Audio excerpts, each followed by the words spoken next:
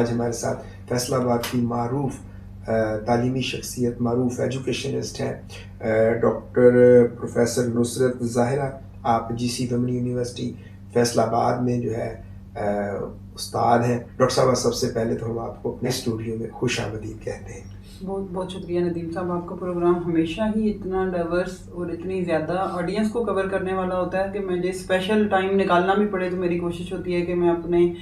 Community के साथ contact करने के लिए, उनसे बात करने के लिए ज़रूर हाजिर हूँ आपके प्रोग्राम में। बहुत शुक्रिया आपका मुझे बुलाने का। डॉक्टर साहब, आप भाई माशाल्लाह उस्ताद हैं और माहिर तालीम हैं, और क्या कहते हैं कि आप पाकिस्तान का जो फ्यूचर है वो बना रही हैं, संवार रही हैं, निखार रही हैं। तो उस्ताद की बहुत बड़ी जिम्मेदारी है। ये जो आजकल हम देख रहे हैं इंतहा पसंदी हमारी सोसाइटी में बढ़ती जा रही है, इसकी क्या, पहले तो हमें बताएं कि एक्सट्रीमिज़म है क्या, इंतहा पसंदी है क्या, फिर हम इसकी वजूहात पे आते हैं कि क्या रीजंस क्या हो सकते हैं। जी बहुत शुक्रिया। वाकई आज के दौर में, और जब सोशल मीडिया इतना ज़्यादा एडवांस हो गया, हर इंसान के पास इंफॉर्मेशन की एक्सेस मौजूद है। जी जी। तो अब हमें इंतहा पसंदी को समझने की भी ज़रूरत है, और इसको रिएक्ट करने के लिए, इसको कंट्रोल करने के लिए कोशिशें करने की भी ज़्यादा ज़रूरत है, और ज़्यादा बात करने की ज़रूरत है बुनियादी तौर पर। तो इंतहा पसंदी बेसिकली अब हम जैसे जानते हैं कि हम एक इस तरह की सोसाइटी में रहते हैं जहाँ हर किस्म के लोग हैं, हर तरह की मेंटेलिटी के, एक डाइवर्स हमारे पास एजुकेशनल स्ट्रक्चर भी है, एक डाइवर्स हमारे पास एक सोशल लाइफ है हर इंसान की डिफरेंट, और हर इंसान के घर का माहौल, इवन बहन भाइयों के घर के माहौल में इतना ज़्यादा डिफरेंस होता है। डिफरेंट सारे जब अपनी अपनी फैमिलीज में जाते हैं, अलग अलग होते हैं, तो माहौल में बहुत ज़्यादा तब्दीली देखने को मिलती है। तो इंतहा पसंदी बुनियादी तौर पर एक इस तरह का अमल है जिसमें हम उन तमाम सोशल वैल्यूज़ को,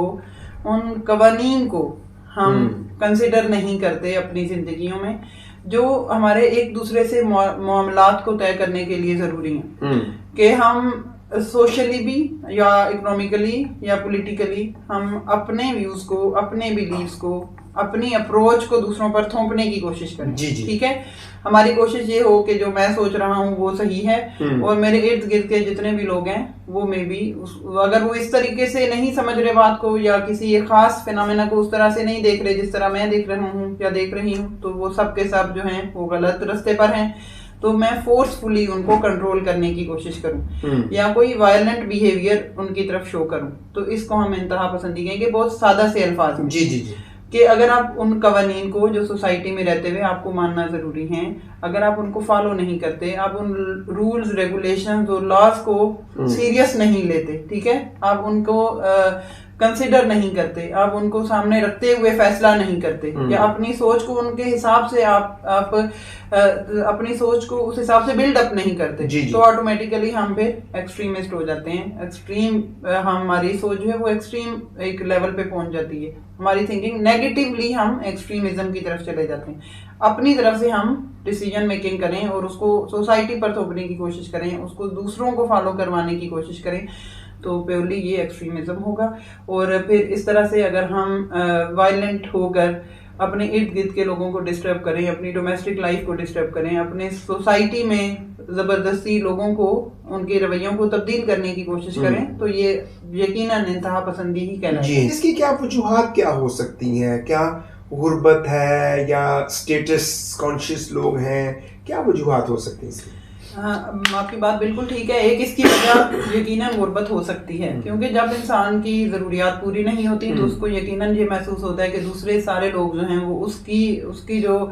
हकूक हैं उनको वो किसी तरीके से उन पे काबिज हुए हुए हैं, या दूसरों की तरफ उसका बिहेवियर जो है वो नेगेटिव होने लगता है। लेकिन ज़रूरी नहीं कि हर गरीब इंसान जो है वही इंतहा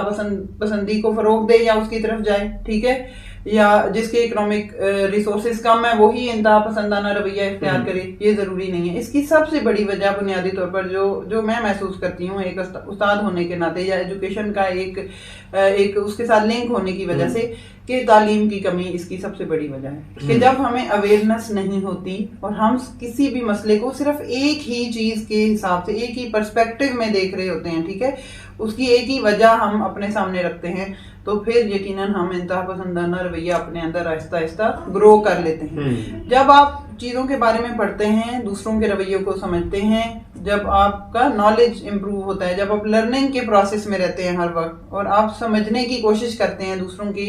रवैयों को, तो यकीनन हमारा इंतहा पसंदाना रवैया जो है वो किसी न किसी तरीके से कम हो सकता है। तालीम की कमी इसकी सबसे बुनियादी वजह है, और उसमें जो डिफरेंसेस हैं सोसाइटी में, ठीक है, एजुकेशनल फैसिलिटीज़ की अवेलेबिलिटी में जो डिफरेंसेस हैं उनकी वजह से हमारे बच्चे लर्निंग के प्रोसेस में बहुत हद तक पीछे रह जाते हैं। तो फिर ऑटोमेटिकली वो मुख्तलिफ ज़राए से पढ़ेंगे, मुख्तलिफ ज़राए से लर्न करेंगे, और कोई कंट्रोल है नहीं अब आजकल हमारी सोसाइटी में कि आपने किस चीज़ को दुरुस्त है, कौन सा नॉलेज आपके लिए ठीक है, कौन सी बात जो है वो हकीकी है, उसके पीछे फैक्ट्स और फिगर्स नहीं है, उसके पीछे रीजनिंग नहीं है। आपने सिंपली सोशल मीडिया को खोला और वहाँ पे जो भी आपको एक्सेस है, हर तरह के रिसोर्सेज के साथ आपको ज़ाहिर एक्सेस है सोशल मीडिया पे, हर चीज़ आपके सामने आ जाएगी। तो आपने जिस चीज़ को देख लिया आपने उसको दुरुस्त मान लिया, बजाय इसके कि आप उसके पीछे उसकी रीजनिंग को आइडेंटिफाई करें, उस रवैये का बैकग्राउंड देखें, या उसको किसी के साथ डिस्कस कर लें, या फिर अपने घर में, अपनी फैमिली में, अपनी सोसाइटी में दूसरों के साथ इन चीज़ों को ओपनली डिस्कस करके आप उसका कोई नतीजा निकाल सकें। तो चूँकि हमारे यहाँ इस तरह के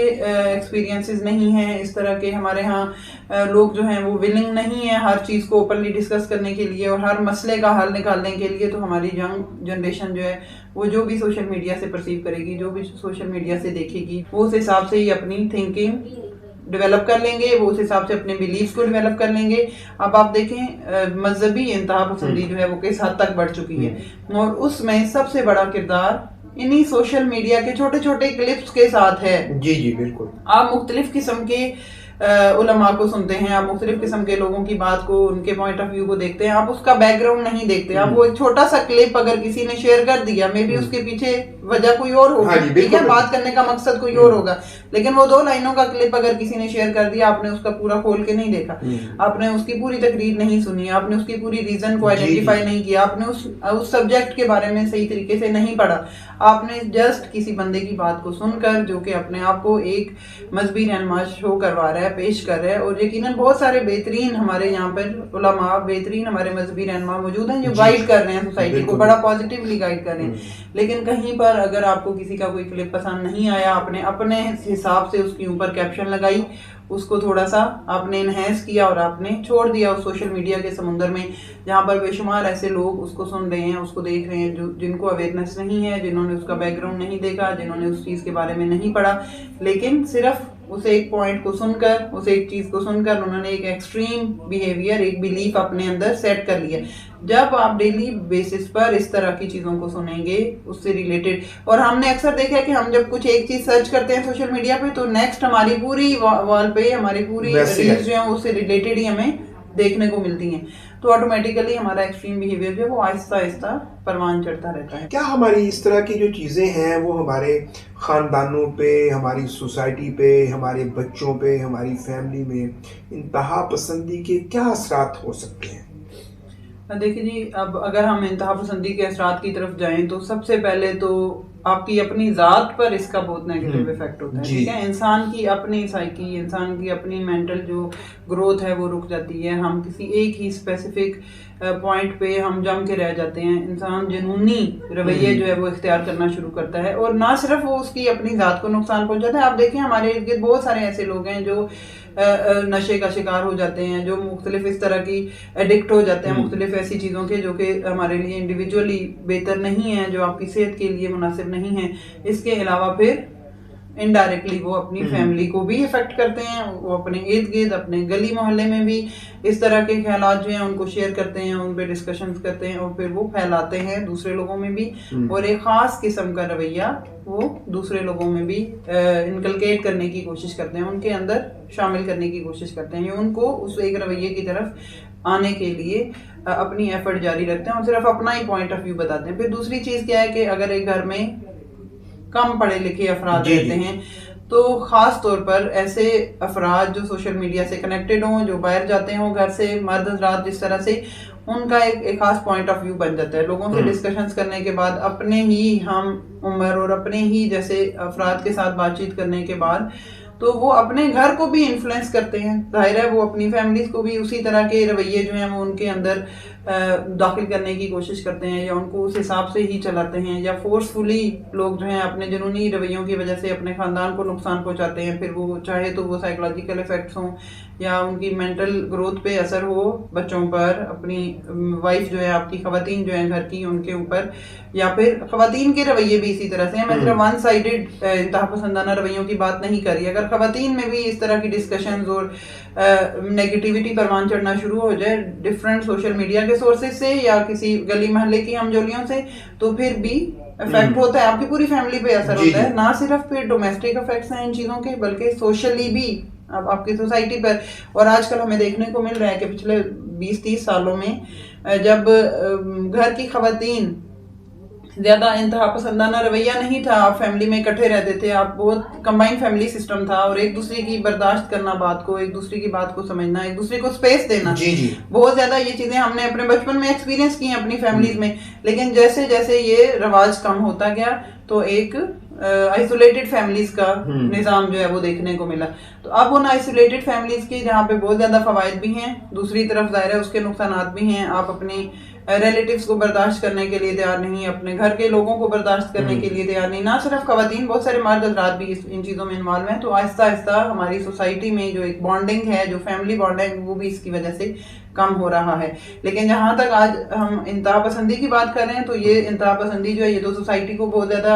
एक नेगेटिव इसका इफेक्ट प्ले कर जाती है। इंतहा पसंदी की वजह से हम हमारे वायलेंट बिहेवियर जो है वो बढ़ते हैं, और टेररिज्म की तरफ इंसान जो है, बहुत सारी ऐसी ऑर्गेनाइजेशन हैं, बहुत सारी तंजीमें हैं जो ऑटोमेटिकली और प्योरली टेररिस्ट एक्टिविटीज जो हैं उनको परफॉर्म करने के लिए काम कर रहे होते हैं, तकफीरियत को बढ़ाने के लिए काम कर रहे होते हैं। तो इंसान फिर इस तरह की वल्नरेबल हो जाता है ऐसी तंजीमों को ज्वाइन करने की तरफ, इस तरह के ख्यालात को मानने वाले लोगों के साथ शामिल होने पर, जिसकी वजह से वो अपने घर को, अपने आप को, अपनी ज़ात को, अपनी सोसाइटी को, अपने इकोनॉमिक सिस्टम को, अपने पॉलिटिकल स्ट्रक्चर को बहुत ज़्यादा नुकसान पहुंचाता है। और इस तरह पूरी कौम के ऊपर